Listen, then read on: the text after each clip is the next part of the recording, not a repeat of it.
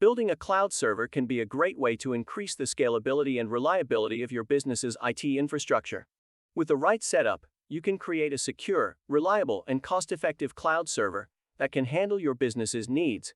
Here are some tips on how to build a cloud server. 1. Choose the right cloud platform. The first step in building a cloud server is to choose the right cloud platform for your needs. There are many different options available, including Amazon Web Services, AWS, Microsoft Azure, Google Cloud Platform, GCP, and more. Each platform has its own advantages and disadvantages, so it's important to do your research and select the one that best fits your business's needs. 2. Set up your server. Once you've chosen the right platform for your cloud server, you'll need to set up the server itself. This includes selecting an operating system, such as Windows or Linux, configuring security settings, setting up storage space, and more. Depending on the platform you choose, there may be additional steps involved in setting up your server. 3. Configure your network.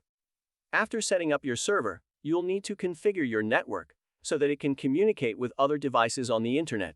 This includes setting up firewalls and other security measures to protect against malicious attacks from outside sources.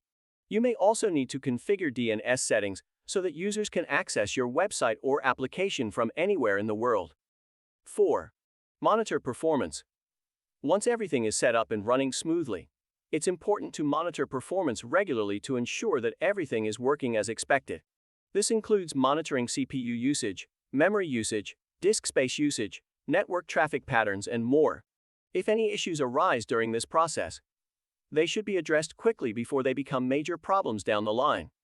Building a cloud server can be a complex process, but with careful planning and research, it can be done successfully with minimal effort and cost involved.